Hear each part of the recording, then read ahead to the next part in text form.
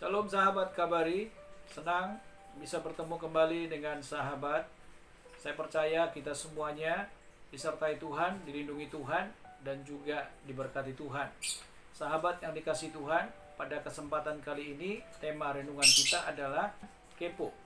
Sahabat yang dikasihi Tuhan, kata kepo ini bukan asing lagi bagi kita, tetapi sudah sangat populer bagi kita semuanya. Kepo, memiliki pengertian ingin tahu atau serba ingin tahu. Kepo bisa bermakna negatif apabila rasa ingin tahu itu setelah kita tahu maka akan menjadi sesuatu yang buruk bagi orang lain. Tetapi kepo bisa juga bermakna positif, rasa ingin tahunya karena memang dia tidak tahu. Tetapi setelah dia tahu, rasa ingin tahunya itu menjadi terpuaskan buat dia jadi terbangun oleh karena apa yang dia dapat. Dan saya mau berkata kepada kita semuanya, sahabat, bahwa kepo itu ada baiknya, ada nggak baiknya, tergantung kepada orangnya. Nah, kalau kita ingin kepo, perlulah kepo kita itu benar-benar jadi sesuatu yang berguna buat kita dan membangun diri kita.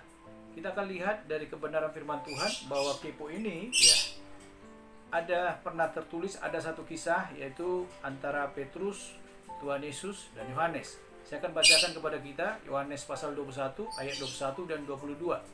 Ketika Petrus melihat murid itu, ia berkata kepada Yesus, "Tuhan, apakah yang akan terjadi dengan dia ini?" Jawab Yesus, "Jikalau aku menghendaki supaya ia tinggal hidup sampai aku datang, itu bukan urusanmu, tetapi engkau ikutlah aku." Sahabat, saya mau berkata kepada kita, Petrus ingin tahu mengenai apa yang akan terjadi dalam kehidupan Yohanes pada waktu yang akan datang. Meskipun sebenarnya untuk Petrus sendiri, apa yang akan terjadi dalam diri Petrus sudah disampaikan Tuhan di dalam Yohanes pasal 21 ayat 18 dan 19. Nah, karena Petrus sudah tahu apa yang akan terjadi terhadap dirinya, dia juga ingin tahu apa yang akan terjadi terhadap Yohanes.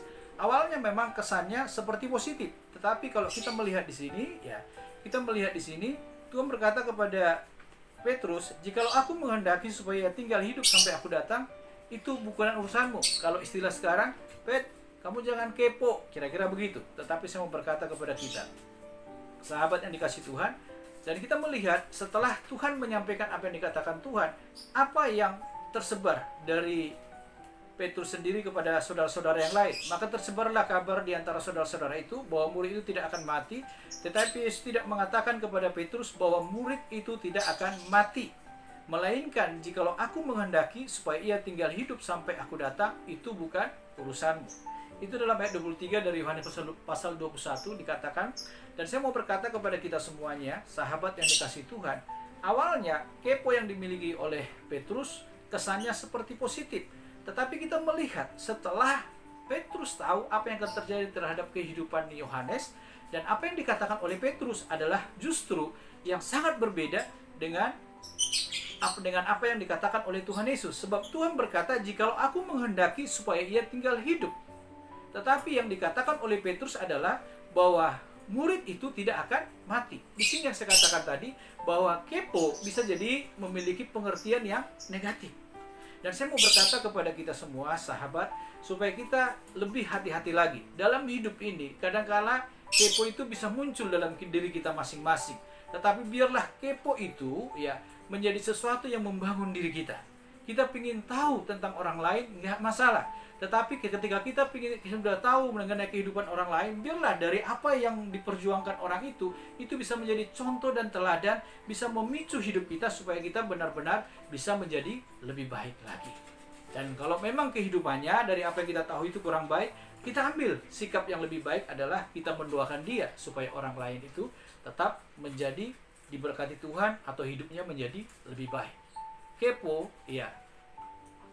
itu memang penting bagi beberapa orang. Tetapi saya mau berkata kepada kita, tinggal kepada orang tersebut bagaimana dia menerapkan keponya tersebut. Dan saya berkata kepada kita semuanya, jadilah pribadi yang kepo, tetapi benar-benar memiliki makna yang positif. Tuhan memberkati. Shalom.